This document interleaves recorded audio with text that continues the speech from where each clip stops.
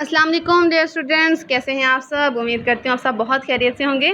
आज हम स्टार्ट करने जा रही हैं जी चैप्टर नंबर 14 जो कि है इलेक्ट्रोमैग्नेटिज्म के बारे में। ठीक है, बहुत ही इंटरेस्टिंग और मज़े का चैप्टर है ये और एक न्यू चीज़ है आपके लिए। तो उम्मीद करती हूँ आपको ये बहुत अच्छा लगेगा, आप पसंद भी आएगा।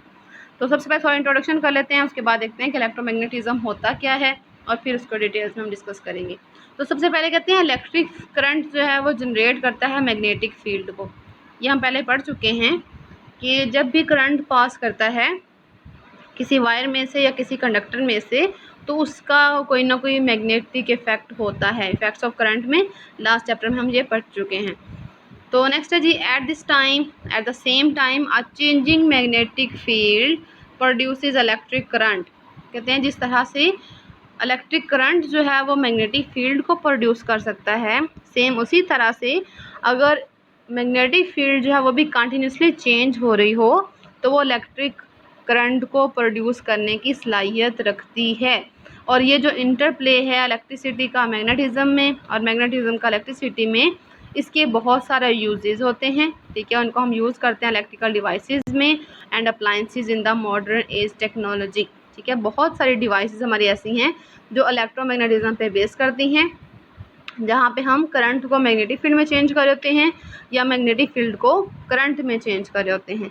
तो इसी तरह से ये इलेक्ट्रोमैग्नेटिज्म जो चैप्टर का नेम है, इसको हम डिफाइन भी इस तरह से कर सकते हैं कि द फील्ड ऑफ फिज़िक्स या branch of physics in which we study about the electricity and magnetism या which relates electricity and magnetism is called electromagnetism. ठीक है, देखिए इलेक्ट्रो और मैग्नेटिज्म दो वर्ड हैं। इलेक्ट्रो मतलब इलेक्ट्रिसिटी या फ्लो ऑफ इलेक्ट्रॉन्स और मैग्नेटिज्म मतलब magnetic effect.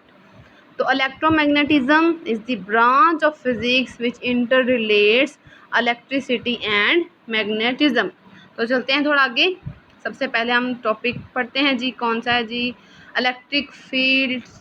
Magnetic field due to current in a long straight wire. सबसे पहले क्या करना है, आपने एक स्ट्रेट थिक कॉपर वायर लेनी है। एक्चुअली ये एक प्रैक्टिकल है, बहुत ही सिंपल सा प्रैक्टिकल है। आपने क्या करना है, आप एक वायर लेंगे, ठीक है, कॉपर की होगी। कॉपर की नहीं भी है तो आप कोई भी कंडक्टर की वायर यूज़ कर सकते हैं। वायर आपकी थिक होनी चाहिए और बिल्कुल स्ट्रेट होनी चाहिए, उसमें बैंड्स नहीं होने चाहिए। एक आपको चाहिए हार्ड कार्ड, ठीक है, और आपको चाहिए जी कंपास नीडल्स, और आपको चाहिए एक अदद बैटरी, और चाहिए आपको कनेक्टिंग वायर्स। ठीक है, सबसे पहले क्या करना है, आपने रोड को कार्ड में से पास कर देना है, कार्डबोर्ड में से। जैसे ही पास करेंगे तो आपको जो है वो कुछ इस तरह से शेप नज़र आएगी। देखिए ये येलो जो है वो कार्ड को शो कर रहा है और दरमियान में आपको वायर नज़र आएगी और कार्ड के ऊपर यहाँ पे हमने प्लेस किए हुए हैं ये जो चीज़ है, ये आपके पास वायर है, ठीक है, और ये जो येलो वाली चीज़ है ये है जी कार्ड, और ये जो चीज़ है ये वाली ये इसी तरह से ये दोनों ये क्या हैं, ये कंपास नीडल्स हैं। कंपास नीडल्स क्या होती हैं, हम डायरेक्शन को फाइंड करने के लिए यूज़ करते हैं। ठीक है, और इनकी ओरिजिनल पोजीशन होती है नॉर्थ साउथ वाली। जैसे ही इसको हम कार्डबोर्ड के ऊपर प्लेस करेंगे, करंट पास करेंगे तो इनकी नीडल्स जो हैं वो रोटेट करेंगी और रोटेट करके हमें बताएंगी कि जो मैग्नेटिक फील्ड पैदा हो रही है उसकी एक्चुअल में क्या डायरेक्शन बन रही है। तो क्या किया जी, हमने रोड को पास किया कार्ड में से, कार्ड के ऊपर रखे हमने स्मॉल कंपास नीडल्स। ठीक है, बहुत स्मॉल और ये लाइट वेट होती हैं।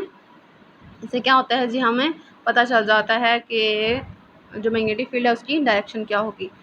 तो वायर को हमने कर देना अटैच बैटरी के साथ।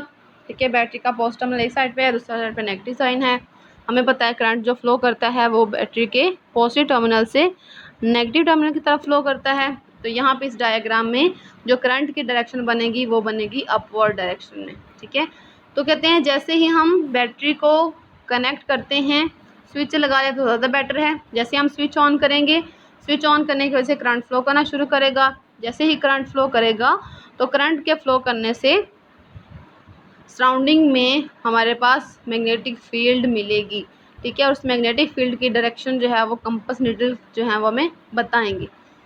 तो ये जो काम किया था सबसे पहले ये क्या था जी, प्रोफेसर हांस ऑर्स्टेड ने। ठीक है, उन्होंने डिस्क्राइब किया magnetic field due to current in a wire कहाँ वो कब किया था? 1820 में।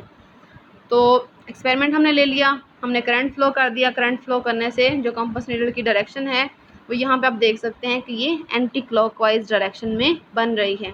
फिर क्या करेंगे, हम बैटरी उतारेंगे और उसके पोलैरिटी चेंज कर देंगे। जिस साइड पे पॉजिटिव था वहाँ नेगेटिव कर देंगे, जिस साइड पे नेगेटिव है वहाँ पॉजिटिव कर देंगे। तो इस तरह से हो जाएगा करंट की डायरेक्शन रिवर्स।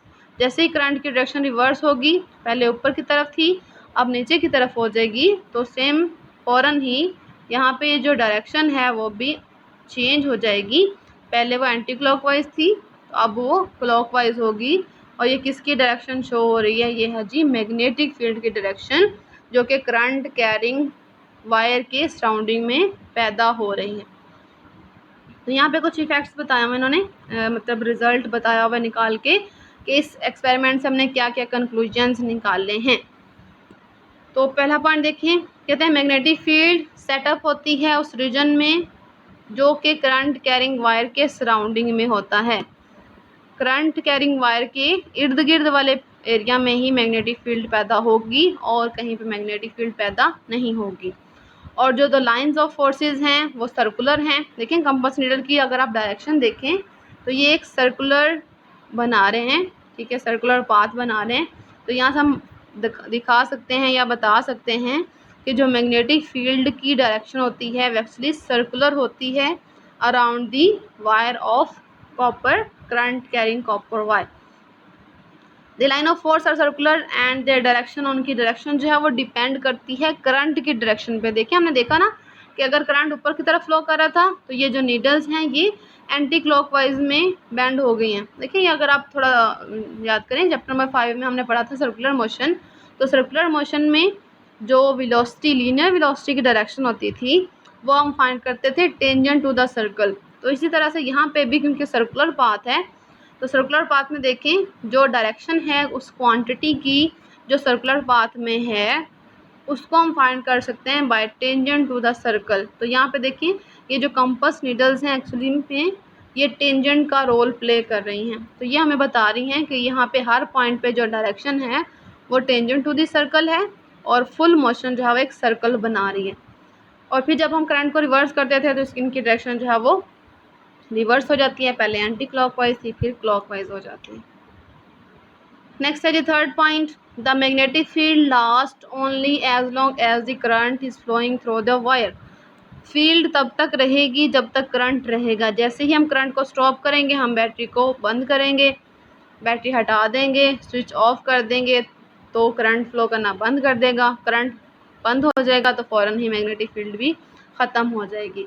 तो कहते हैं यहाँ पे जो the direction of lines of forces हैं can be found by a rule concluding directly from the above experiment. यहाँ पे देखिए अब हमें कैसे पता चलेगा कि फील्ड क्लॉकवाइज है या एंटी क्लॉकवाइज है। वैसे तो यहाँ पे आप डायग्राम से भी देख सकते हैं, लेकिन इसके लिए बाकायदा तौर पे एक रूल भी है, ठीक है। उस रूल के ज़रिए आप ज़्यादा इजीली इसको फाइंड कर सकते हैं। करना क्या है, आपने अपने राइट हैंड को यूज़ करना है, ठीक है। अपने राइट हैंड में आपने पकड़नी है वायर को, ठीक है। अगर आपके पास वायर अभी नहीं है तो क्या करें, अपने आप बॉल पेन लें या पेन लें और पेन को अपने सीधे हाथ में पकड़ें, ठीक है। जैसे ही सीधे हाथ में पकड़ेंगे आपने क्या करना है, देखिए जब उसको पकड़ेंगे अपने फिस्ट में तो फिंगर्स को आप कर्ल कर रहे हैं और आपका जो थंब है वो बॉल पेन के साथ इरेक्टेड होना चाहिए, राइट, जैसे यहाँ पे आपको इस फिगर में नज़र आ रहा है, ठीक है। अपने सीधे हाथ में पकड़ेंगे, थंब आपका जो है सीधा होना चाहिए बिल्कुल और उसकी डायरेक्शन जो है वो करंट वाली होनी चाहिए। फिर जिस साइड पे आपकी फिंगर्स कर्ल हो रही होंगी उस डायरेक्शन में होगी मैग्नेटिक फील्ड, ठीक है। राइट हैंड में पकड़नी है आपने रॉड या बॉल पेन, अपने अंगूठे को रखना है आपने सीधा और वो शो करेगा करंट की डायरेक्शन को, और जिस साइड पे आपकी फिंगर्स कर्ल होंगी वो आपको बताएगी the direction of magnetic field, ठीक है। तो इसी को रीड आउट भी कर लेते हैं यहाँ से। If the wire is grasped in fist of right hand with the thumb pointing in the direction of the current, the fingers of the hand will circle in wire in the direction of the magnetic field. Grasped का मतलब है आपने अपने हाथ में पकड़ना है इसको, फिस्ट मतलब हथेली में, अपने सीधे हाथ की हथेली में आपने पकड़नी है वायर और आपका जो थंब है अंगूठा है उसकी डायरेक्शन होनी चाहिए करंट वाली, और जो फिंगर्स हैं जिस साइड पे कर्ल होंगी वो मैग्नेटिक फील्ड की डायरेक्शन होगी। तो उम्मीद करती हूँ आपको ये अच्छे से क्लियर हो गया होगा। अपना ख्याल रखें, दुआ में याद रखें। तब तक के लिए इजाज़त दीजिए। अल्लाह हाफिज़।